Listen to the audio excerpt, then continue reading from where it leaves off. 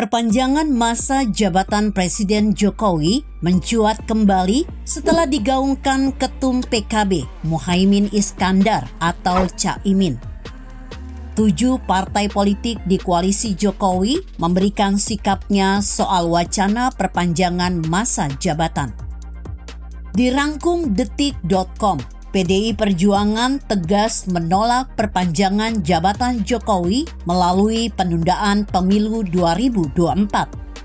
Selain PKB dan PDIP, berikut ini sikap 7 partai koalisi Jokowi soal perpanjangan jabatan Presiden. 1. PKB. Ketum PKB Caimin tegas mengusulkan gelaran pemilu 2024 diundur. Wakil Ketua DPR RI itu beralasan saat ini sedang momentum perbaikan di sektor ekonomi, sehingga jangan terganggu oleh kontestasi pemilu. Dari kunjungan saya ke daerah dan melihat prospek yang positif ke depan ini, momentum yang baik-baik ini ke depan tidak boleh diabaikan. Oleh karena itu, saya melihat tahun 2024 pemilu yang rencananya kita laksanakan bulan Februari itu, jangan sampai prospek ekonomi yang baik itu terganggu karena pemilu, kata Caimin kepada wartawan di Kompleks Parlemen Senayan. Caimin mengutarakan sejumlah kondisi yang diakibatkan perhelatan pemilu. Kondisi itu meliputi agresivitas ekonomi, ketidakpastian ekonomi, dan eksploitasi ancaman konflik. Yang ketiga, pemilu itu juga dikhawatirkan, mudah-mudahan tidak terjadi, eksploitasi ancaman konflik, imbuhnya. 2. PDI Perjuangan. PDI Perjuangan menyatakan sikapnya terkait usulan gelaran pemilu 2024 ditunda. Sekjen PDIP Hasto Kristianto mengatakan penundaan pelaksanaan pemilu tak memiliki landasan hukum yang kuat. PDI Perjuangan menegaskan sikap politiknya bahwa wacana penundaan pemilu tidak memiliki landasan hukum yang kuat dan melupakan aspek yang paling fundamental dalam politik yang memerlukan syarat kedisiplinan dan ketaatan terhadap konstitusi, kata Hasto Kristianto kepada wartawan. Hasto Kristianto menyebutkan konstitusi telah mengatur bahwa pemilu dilaksanakan setiap 5 tahun sekali. Dengan demikian, menurut dia, tak ada sama sekali ruang penundaan pemilu.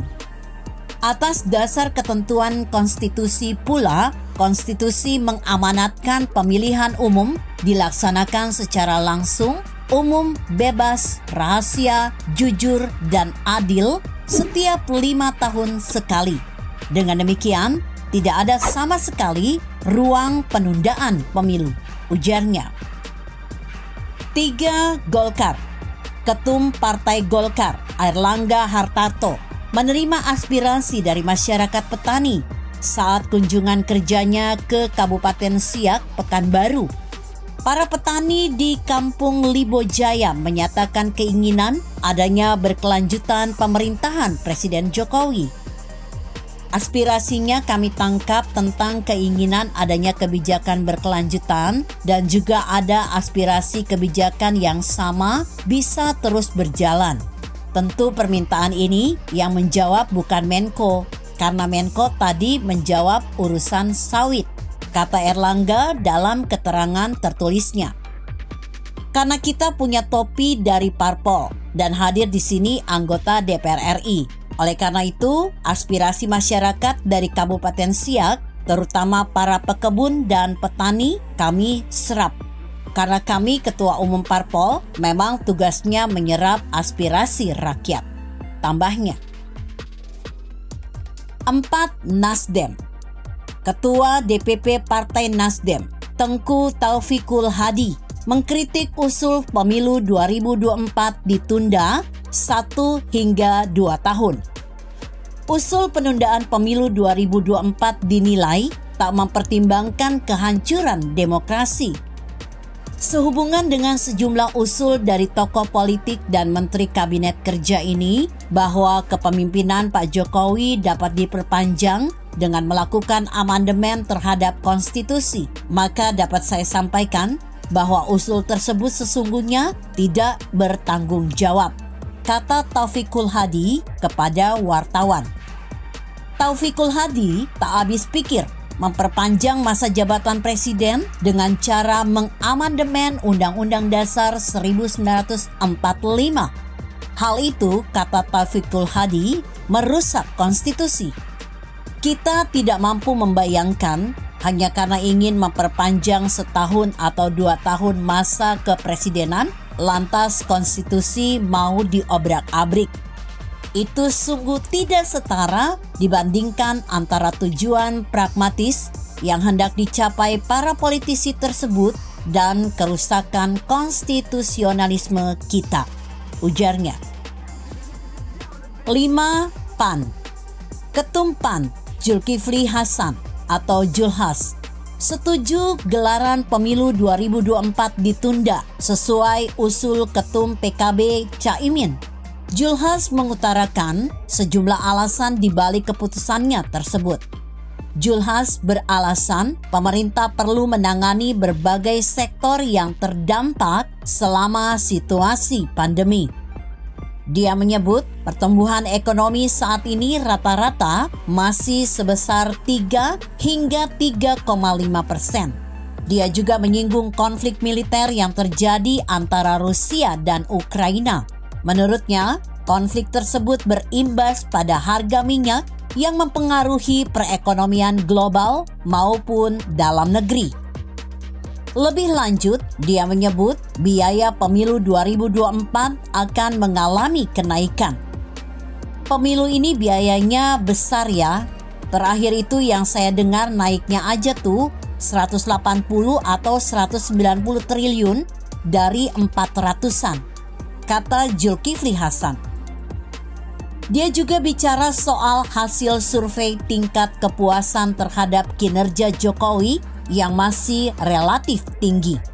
Menurutnya, hasil survei tersebut menunjukkan masyarakat masih menilai kinerja Jokowi baik. Atas sejumlah alasan tersebut, Julhas memutuskan pihaknya setuju dengan usulan pemilu 2024 diundur. Oleh karenanya, berbagai pertimbangan itu dan juga masukan-masukan dari masyarakat berbagai kalangan, kami memutuskan setuju pemilu diundur, ujarnya. 6. P3. P3 yang tergabung dalam koalisi masih meminta pandangan pakar soal usul pemilu 2024 ditunda. Hal itu agar mendapatkan pandangan secara lengkap. Kami masih meminta pandangan pakar, mulai dari pakar hukum, politik, ekonomi, sosial, terkait opsi tersebut, kata Ketua DPP P3 Ahmad Baidowi atau Awik kepada wartawan. Diakui Awik, untuk menunda pemilu 2024 memang diperlukan amandemen konstitusi di MPR RI. Namun, lagi-lagi Awik menyinggung soal usul ongkos pemilu 2024 yang dinilai besar. Yang jelas penundaan pemilu harus mengamandemen Undang-Undang Dasar 1945 terlebih dahulu. Kalau melihat dari pembiayaan pemilu yang diusulkan KPU 84 triliun rupiah, belum lagi Bawaslu, tentu sangat mahal di tengah kondisi ekonomi sekarang ini, ujarnya. 7. Gerindra. Terakhir, bagaimana sikap Partai Gerindra soal wacana perpanjang masa jabatan Jokowi? Partai Gerindra belum memberikan sikap tegasnya soal wacana pemilu 2024 ditunda.